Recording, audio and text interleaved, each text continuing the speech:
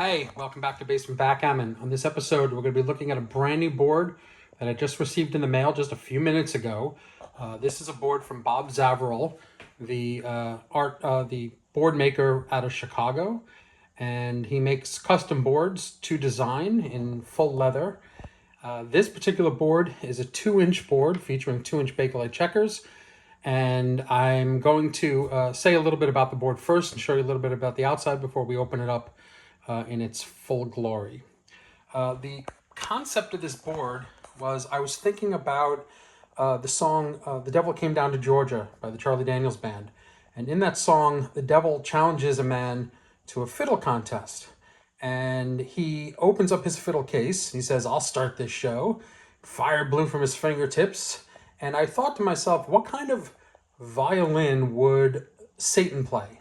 And then I thought, what if the same thing happened in Backgammon? What if the devil came to Easton, Connecticut and challenged, let's say me, to a backgammon match for my soul, which I would certainly lose? And what kind of board would Satan pull out? How impressive would it be? That was what kind of did it for me. So, of course, I wanted full black. And these stripes here, going down both sides, going all the way around the board, are meant to evoke chains, or they could be chains made out of bone. That's the pattern. They actually come from an alligator pattern, but Bob cut out the bits of it that kind of looked like a chain or looked like a bone and put them in a pattern like that. So think of it as chains wrapping around. It's full black all the way around. It's got a black handle. It's got Bob's logo over here, and your standard case hardware and latches. This one is a little bit thinner than the other board I had, which was called Equus, which was Video 100 of my board series. That particular board, Equus, I sold recently because somebody saw that video and liked it so much they offered me a ridiculous price for it, and I used the money to get another Bob Zavoral 2-inch board. So this one, we're going to open it for the first time here. The color scheme is meant to evoke flames. So if you're thinking about, okay, this is Satan's board, what would fire look like inside of a board? So I've got black heather merino wool. This is thick merino wool that Bob uses. It's kind of his signature. You got cut points in yellow and red. And then in the middle, where there's usually an empty space in the field, I had him put a diamond pattern in orange. So we've got orange, red, and yellow here to complement black and red checkers.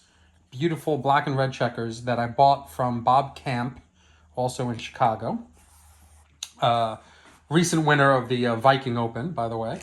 And I know you're going to say, well, someone's going to say, wait a second, they didn't make black and red checkers. They made black checkers with yellow, and they made red checkers with yellow. Yes, I had to buy 2 sets of checkers in order to make this black and red set. These are the yellow checkers that go with each of these checker sets. And I'm going to keep these on the side and use just the black and the red for this board. Now, if I wanted to use black and yellow or red and yellow, I could do any combination thereof. Bob Zavoral, the maker, has already tested it out. In addition, I put in 4 1.5-inch Bakelite cubes. I'm going to be on the hunt for more satanic-looking cubes, but these are the ones that I've chosen from my collection for this board. And it comes with maple Vintner cups. Now, these are blonde maple cups. I also have oak cups from him as well. I might trade those in because they're darker, but they fit here nicely in the cup holders.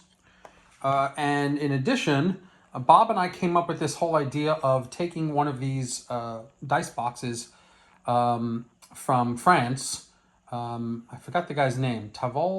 Jeremy something. Anyway, I'll put it in the link, and I'll put it in the description below.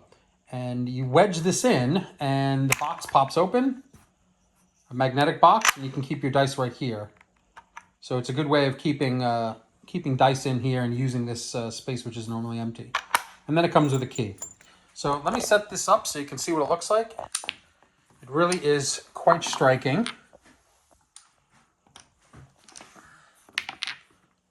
Set this up. Look at these nice thick checkers, big hockey puck checkers.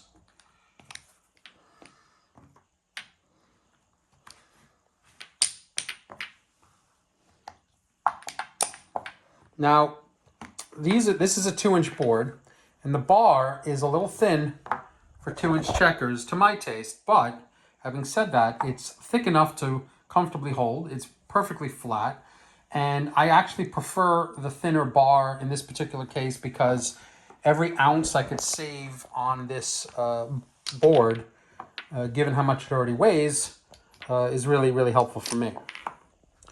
So here it is in all of its glory. Beautiful. Let's take out some dice. Let's roll it up. See how this looks.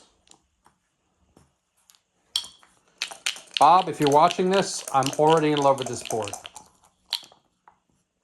Good. My first roll is a 3-2. Okay, I'll play black, let's say. I'll bring 2 down. Over here, we'll do red's roll now.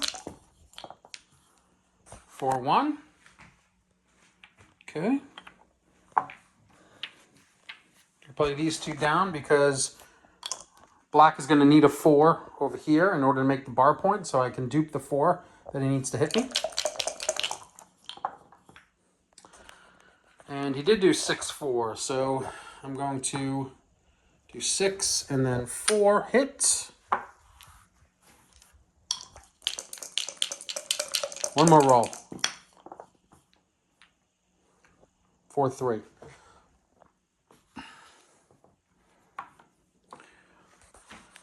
This is really great. It's playable right out of the box. I'm really enjoying this already.